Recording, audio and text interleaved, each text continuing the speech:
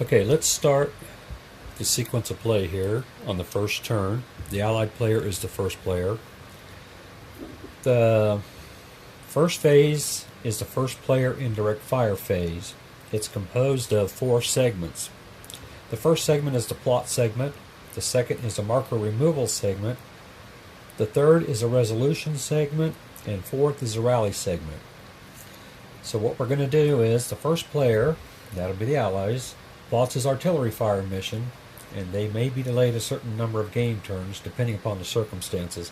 In this case, the special rules are there's a 2-turn delay after you plot artillery or plot your target X. So we've already done that. There's 2 pre-game turn artillery plots for the allied player. Marker removal segment. All friendly artillery impact markers are removed from the map. All suppression markers are removed from units belonging to the second player. And let's see, we also have the resolution segment. Any artillery fire missions that the first player has plotted to arrive in the present game turn are resolved for accuracy. All indirect fire combats called for by these attacks are resolved. So that's basically where we're going to start with. Alright, I have the allied player gets 3 batteries per turn. I put 1 battery here, and I put 2 up here as my first pre-game plotted artillery. There's no way to adjust fire, you just have to plot new hexes. So I have those plotted for the first 2 pre-game turns and the first turn. So basically this is just going to be like 2 free artillery barrages for the allied player. Okay, what we do is we've already plotted, which is just putting down the target hexes and the game turn of impact. Then we have the resolution segment, in which we are going to indicate the target hexes, and we're going to determine exactly where the fire will impact. We'll place the appropriate impact marker on the hex, and then we will proceed to attack all units in the impact hexes. Just for example here, I'm going to show you, this will stay in focus here at all. This is kind of how the artillery will impact on a hex. The plotted apex hex, and then the 2 on the side from which a direction of fire is coming. Direction of fire is coming this way. This is the target hex, and the fire will fall within those 3 hexes. At this point,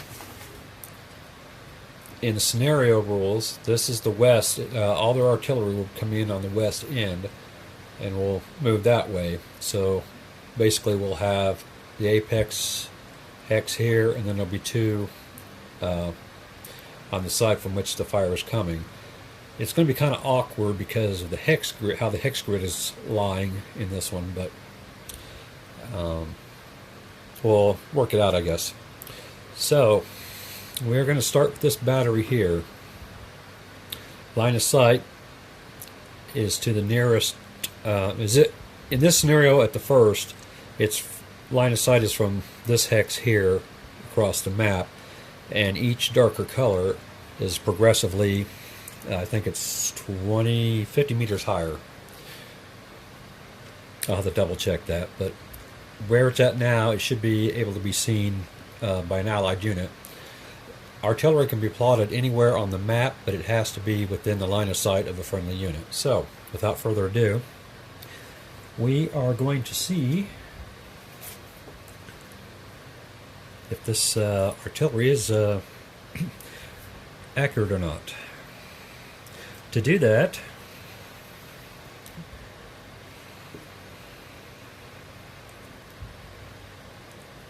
when fire is due to impact on the map, the firing player must determine how accurate that fire will be.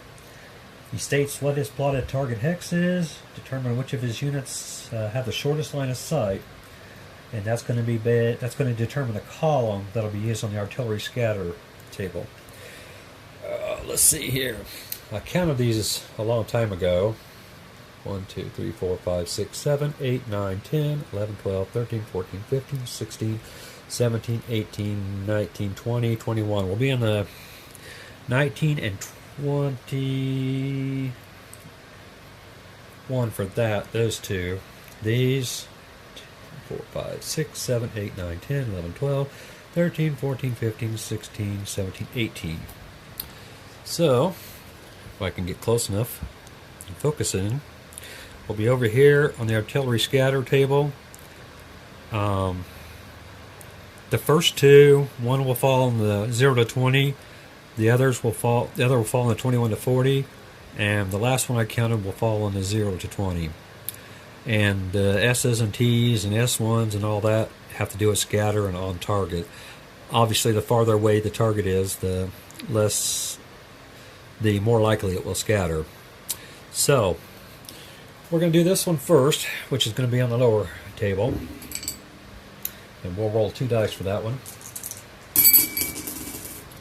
I get a 6 and a 4. And on the artillery scatter table at less than 20 hexes, we have a 10. That's going to scatter 1 hex. So we're just going to roll 1 die, and then we're going to use the scatter direction indicator there to see which hex it scatters into. Roll the 2. That's 1, that's 2, so it goes to the southeast.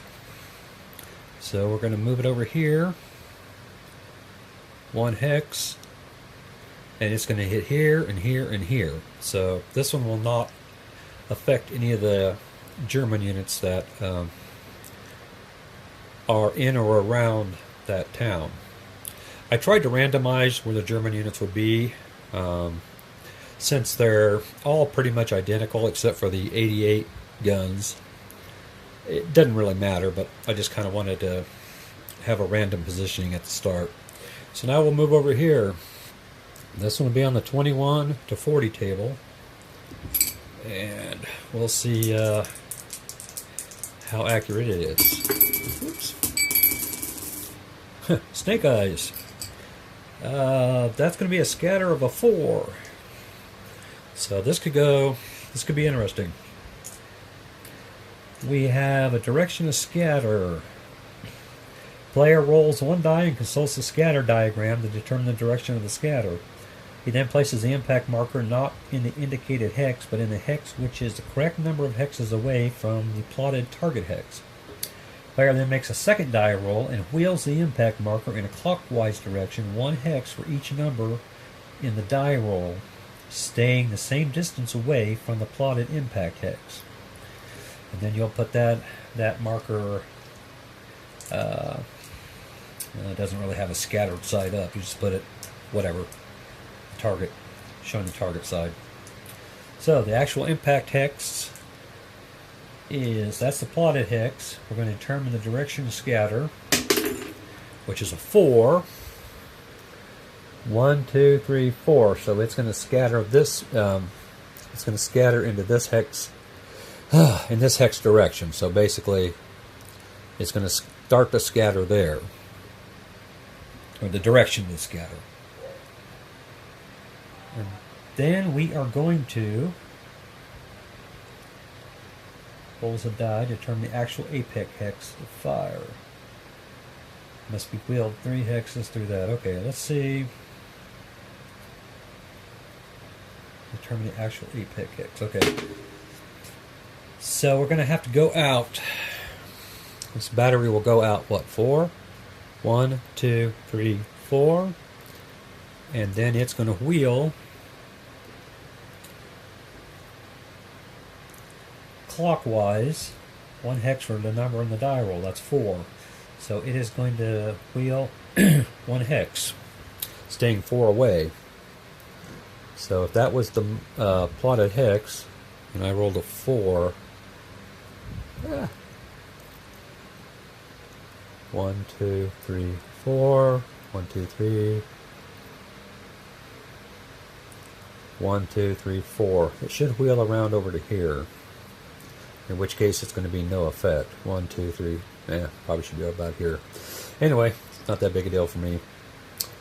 So it's not going to do anything. So the final one, sorry for shaking the table there. The final one is going to be within the, what I say, the 0 to 20 range. And if this is incorrect, well, not that big a deal. I'm just playing to have a good time. So we're going to roll for scatter. We rolled a 3, 4, 5. That is a simple scatter. It just scatters in the hex, I believe. Yeah. It just scatters in the hex, so it'll just be on the... well, whatever it is. It'll follow the scatter effects, but it won't move from that hex. Because that's basically going to be the impact hex. So, frankly, there's not going to be any result of that first plotted fire. Then we would basically move on to the next pregame fire plot. And since I already got kind of a good idea of how that works, I'm just going to go ahead and resolve that off camera. And I will come back for the... what's coming up next? Stuff is coming up next. Let's see here. We won't have any marker removals except for the impact markers. Well, that's not going to matter either. Okay, there'll be no rally segment. Resolution, we're already working on that. So I'll come back to the first player movement phase. Or actually the second player command phase. Sorry, there's a lot of different steps.